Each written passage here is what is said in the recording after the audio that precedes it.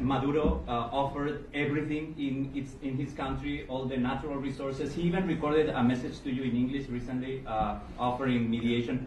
What should we do in order to stop that? He has offered everything. He's offered everything. You're right.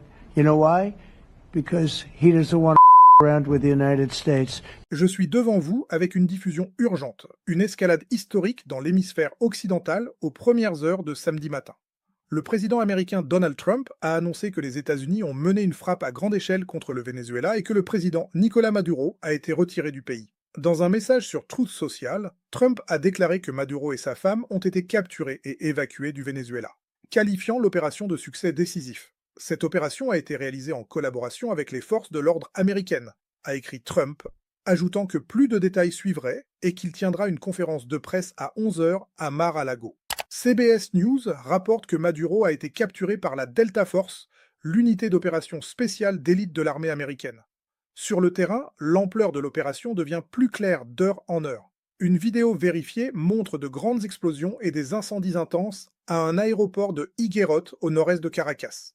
Plusieurs boules de feu montent dans le ciel, les analystes suggérant que des systèmes de défense aérienne ont été frappés.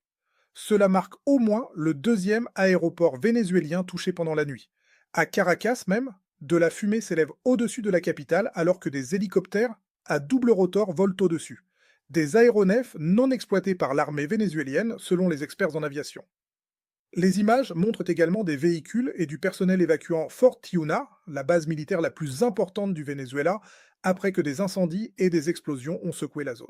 Une autre vidéo vérifiée capture une explosion massive dans le port de La Guaira, à quelques kilomètres du centre de Caracas, une porte d'entrée critique pour le pays. En coulisses, ce moment est en préparation depuis des mois. Les États-Unis ont discrètement accumulé des forces à travers les Caraïbes, y compris des milliers de troupes, des dizaines de navires de guerre, le plus grand porte-avions américain, des unités expéditionnaires de Marines, des avions de chasse F-35 et des drones Reaper, beaucoup positionnés depuis Porto Rico. Trump a passé la période des fêtes profondément concentré sur les affaires étrangères, accueillant des dirigeants mondiaux, ordonnant des frappes à l'étranger et recevant des briefings de renseignements classifiés. Tout cela pendant que le renforcement militaire s'accélérait. L'affirmation que Maduro a été capturé par la Delta Force représente une escalade extraordinaire. La Delta Force est l'une des unités d'opération spéciales les plus secrètes et les plus capables de l'armée américaine. Elle est généralement déployée pour des missions à haut risque nécessitant une précision extrême. Si cette affirmation est exacte, cela signifierait que les forces américaines sont entrées sur le territoire vénézuélien, ont localisé et capturé le président en exercice d'un pays souverain et l'ont évacué du pays. Cette séquence d'événements n'a pratiquement aucun précédent dans l'histoire moderne des relations américano-latino-américaines. L'affirmation que Maduro et sa femme ont été capturés et évacués soulève des questions immédiates. Où ont-ils été emmenés? Sous quelle autorité juridique ont-ils été détenus?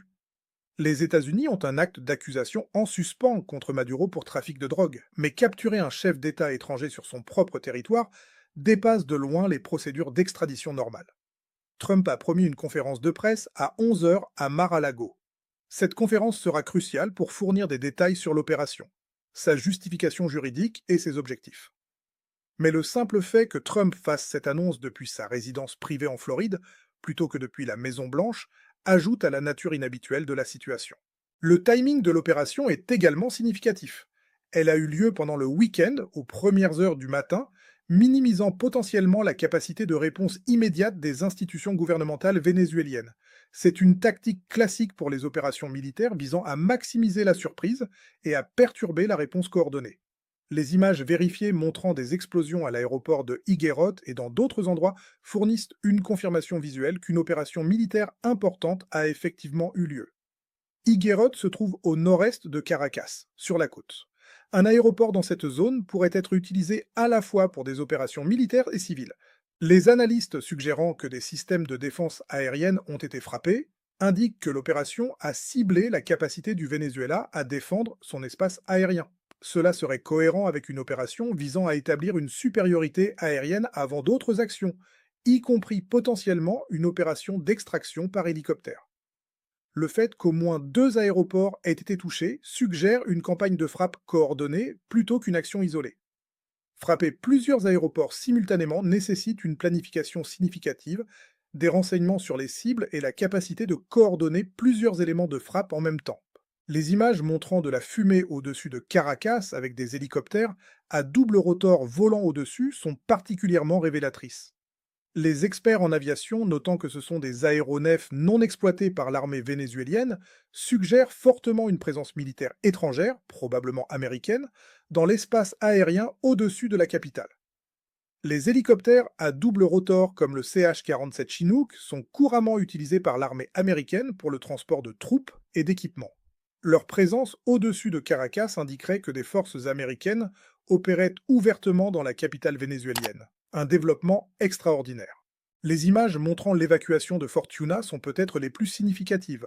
Fort Yuna est le quartier général des forces armées vénézuéliennes et la base militaire la plus importante du pays. Si cette base a été attaquée et évacuée, cela représenterait une tentative de décapiter le commandement militaire vénézuélien. L'explosion massive dans le port de La Guaira est également significative. La Guaira est le principal port maritime du Venezuela, à seulement quelques kilomètres de Caracas. C'est par où passe une grande partie des importations et exportations du pays. Une frappe sur ce port pourrait viser à perturber la logistique et les lignes d'approvisionnement. Le contexte du déploiement militaire américain massif dans les Caraïbes au cours des derniers mois donne un contexte crucial à cette opération. Les rapports selon lesquels des milliers de troupes, des dizaines de navires de guerre, le plus grand porte-avions américain, des unités de Marines, des F-35 et des drones Reaper ont été positionnés dans la région suggèrent que cela était planifié bien à l'avance. Ce n'était pas une réaction spontanée à un événement particulier, c'était une accumulation délibérée de forces militaires préparant une opération majeure. Le fait que beaucoup de ces forces aient été positionnées à partir de Porto Rico est logique d'un point de vue géographique. Porto Rico est un territoire américain relativement proche du Venezuela. Le rapport de CNN selon lequel le comité des services armés du Sénat américain n'a pas été informé à l'avance des frappes militaires potentielles soulève des questions constitutionnelles importantes. Selon la Constitution américaine et le War Powers Act, le Congrès a l'autorité de déclarer la guerre et doit généralement être informé des actions militaires majeures. Le fait que le comité de surveillance clé du Congrès sur les questions militaires n'ait pas été informé suggère soit que l'administration Trump a délibérément contourné les procédures normales, soit que l'opération a été classée à un niveau si élevé que même les dirigeants du Congrès n'ont pas été inclus. Cette absence de notification soulèvera probablement des questions sur l'autorisation légale de l'opération. Les présidents américains ont une autorité considérable pour mener des opérations militaires, mais les actions majeures, comme le renversement d'un gouvernement étranger, dépassent généralement ce que les présidents peuvent faire sans au moins informer le Congrès. La décision de la FAA de fermer l'espace aérien vénézuélien, citant de graves risques de sécurité liés à l'activité militaire en cours, confirme que les autorités de l'aviation américaine reconnaissent qu'une opération militaire majeure est en cours. Cette fermeture affecterait tous les vols civils vers, depuis ou au-dessus du Venezuela. La réponse du gouvernement vénézuélien, accusant les États-Unis d'agression militaire grave, est prévisible mais significative.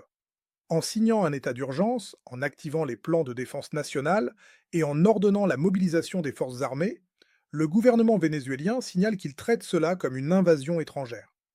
La déclaration selon laquelle les attaques ont touché plusieurs régions, y compris Miranda, Aragua et La Guaira, confirme que les frappes n'étaient pas limitées à une seule zone, mais faisaient partie d'une campagne coordonnée à travers plusieurs parties du pays. Cela serait cohérent avec une opération visant à perturber la capacité du gouvernement vénézuélien à organiser une réponse efficace. La promesse de déposer des plaintes aux Nations Unies demandant une condamnation internationale des États-Unis est également prévisible.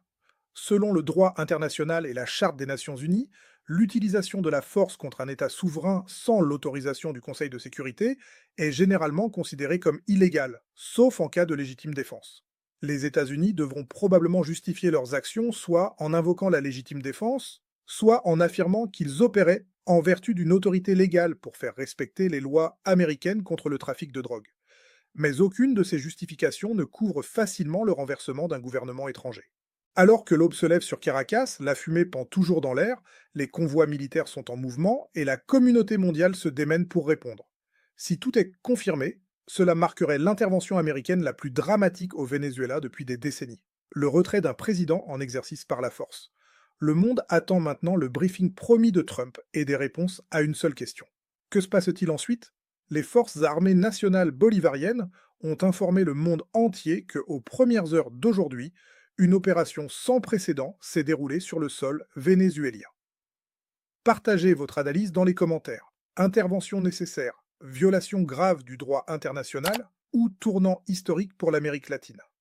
Si ce décryptage vous a aidé à comprendre les enjeux, likez la vidéo, abonnez-vous à la chaîne et activez la cloche pour ne rien manquer des prochaines informations.